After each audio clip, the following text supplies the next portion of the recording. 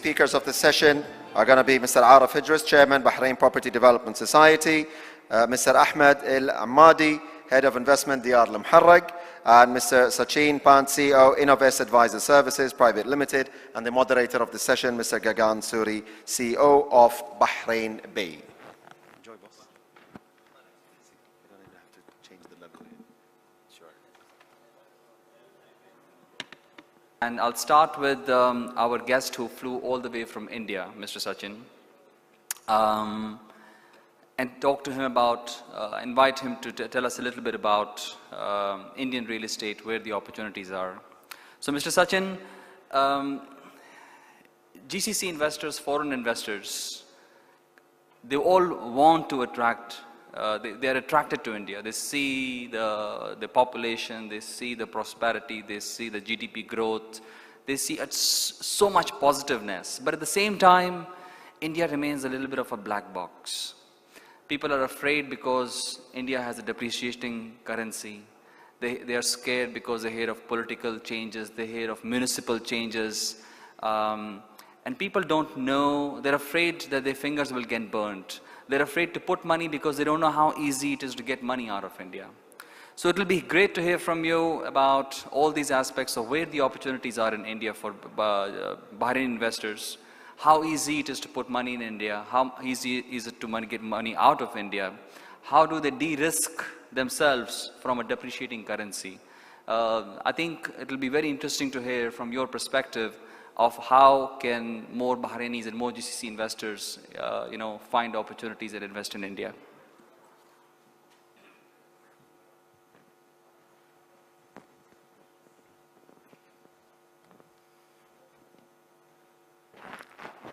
Good afternoon, you all. It's a very late session and I won't take much of time. I will put things in a very wrapped up mode. It's also a lunchtime for all of us.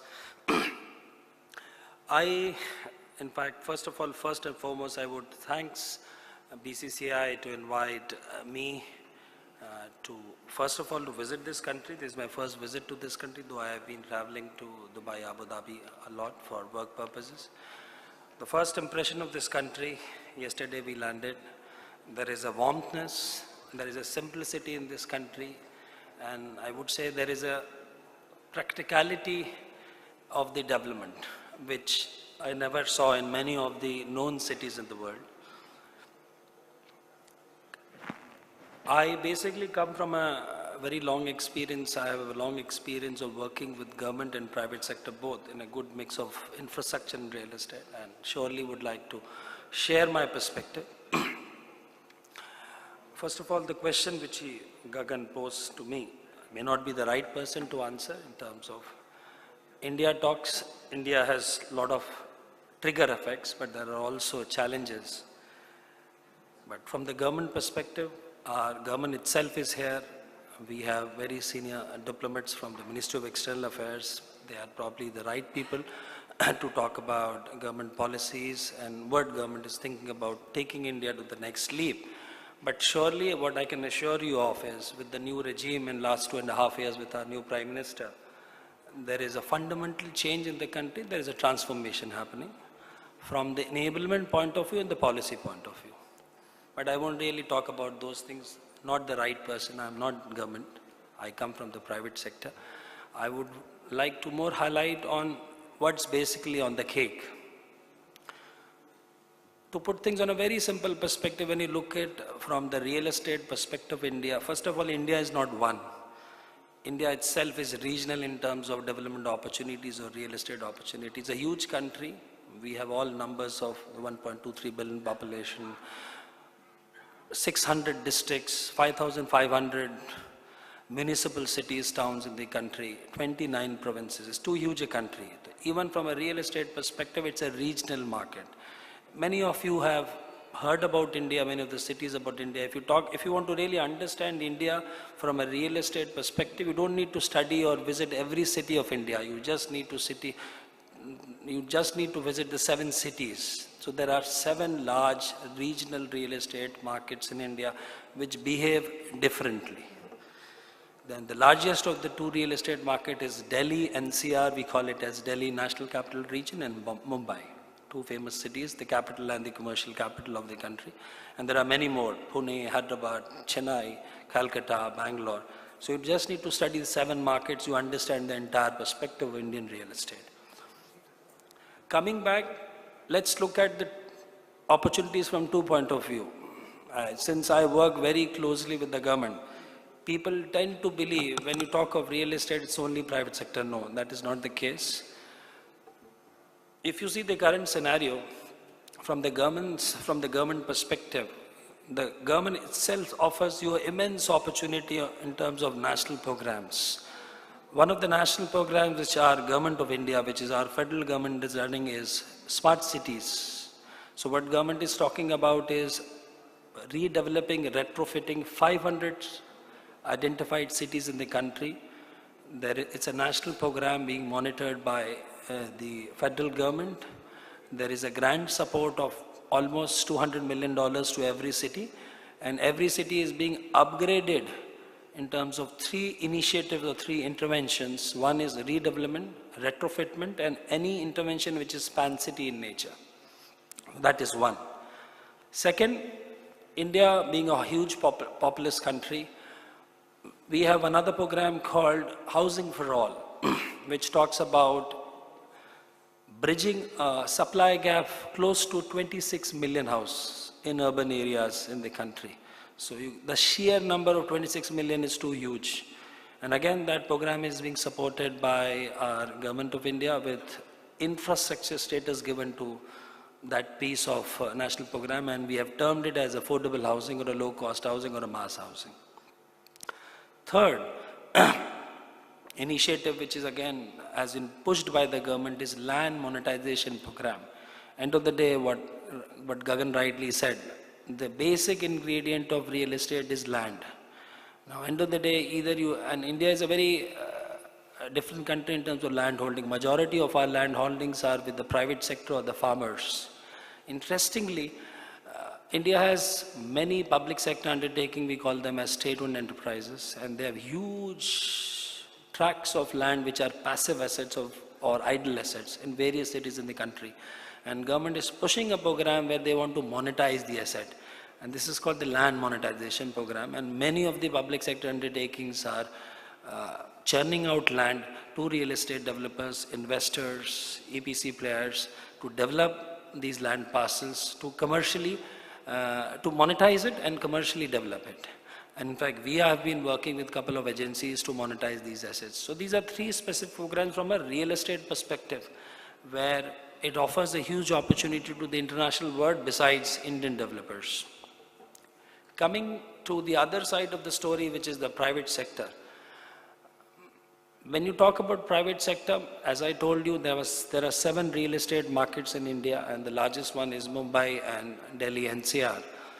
Now, the kind of attraction which private sector gives you from a real estate perspective is 2 specific products. Though you can talk about various portfolios, you can talk about a residential development or a mixed land use development or a commercial development, a retail or hospitality development. But the majority of the interest and the trigger which India gives is residential and mixed land use development. And there is also a huge attraction now for commercial, it's office. When I say commercial, it is office stroke IT. 2 prime reasons. Given the scale of economic development, there is a huge private sector demand in terms of office spaces. And third, India as a country has also opened the REITs, both in real estate and infrastructure, and that itself gives you a huge opportunity to earn money from an investor point of view.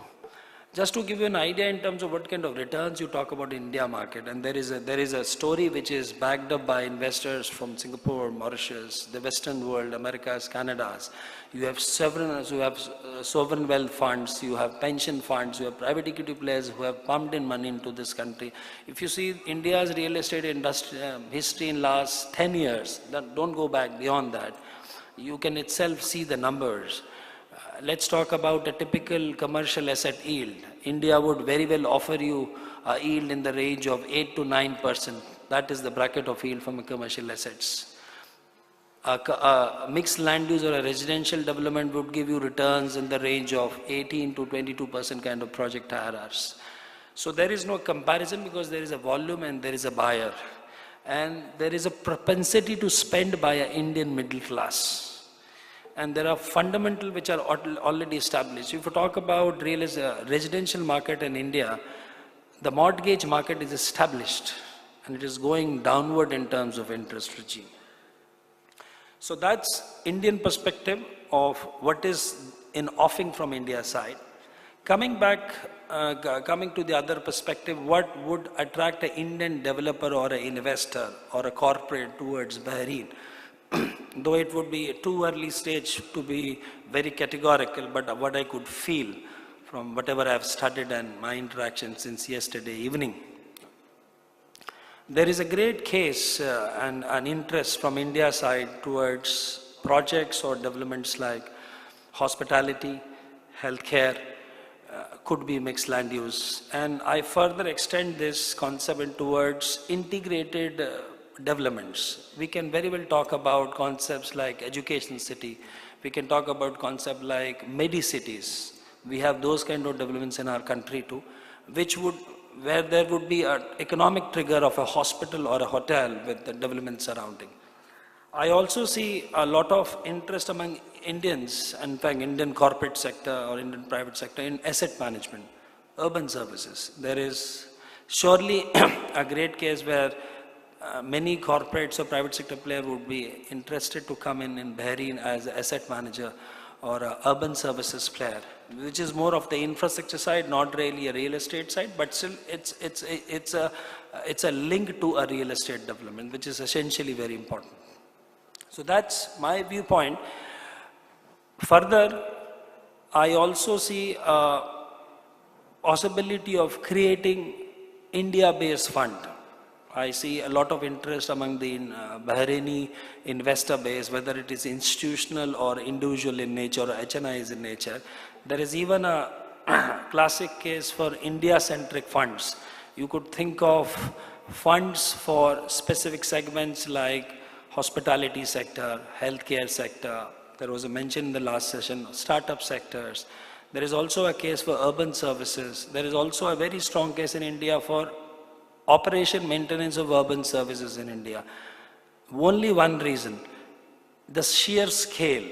If I have to really give you a small number in terms of the kind of scale what we are talking about, as I told you, as I briefed, housing itself, there is a shortage in urban areas. I'm not talking about the rural areas in India. 26 million, 500 smart cities. Around, we are talking about 74 million tons of solid waste management to be treated scientifically in India.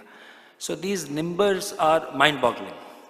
So even if you catch hold of 1% or 10% of this opportunity with these kind of returns, there is no match to any other country. And based on our experience, in fact, we as a group have been even interacting with many overseas players from countries like Singapore, Malaysia, China.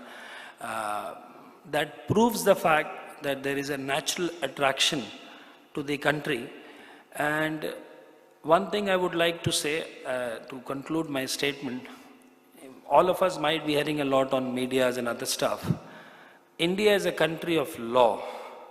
If you are on the right side of law, there is never a problem in our country. This is what I have seen in my 20 years of professional life. You always have to be on the right side of the law. Law protects all in our country.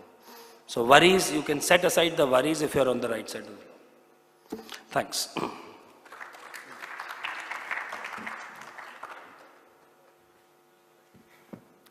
Thank you, Before Mr. you Sachin. introduce the first speaker about the Indian real estate scenario, that there were certain misty conditions, non-transparency in terms of ethical dealings and all that.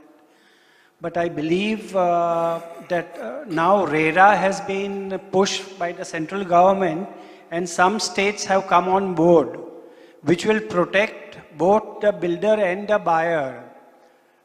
Could you throw some more light on it? Is it necessary for every state to come on board to get that confirmation? RERA is a national law, one. It applies to the entire country. I will just take you to the briefs. You can always go to the public website and see the entire act. RERA is a law. It applies to the entire country. Every state needs to follow it. Every state will have authority putting the rules for those specific states. RERA would bring three things in the country: transparency, accountability, and speed of the delivery, which was lacking in India. On a very candid note, Indian real estate gives you great earning, there is no doubt on this statement, but there were fundamental challenges with Indian real estate, which was accountability, transparency, and the speed of the delivery. RERA would be bridging this gap substantially. Mr. Sachin Great, Pant, thank you. CEO, Innovest Advisor Service. May I also welcome thank you very much. Thank you, Mr. Khalid Zayani.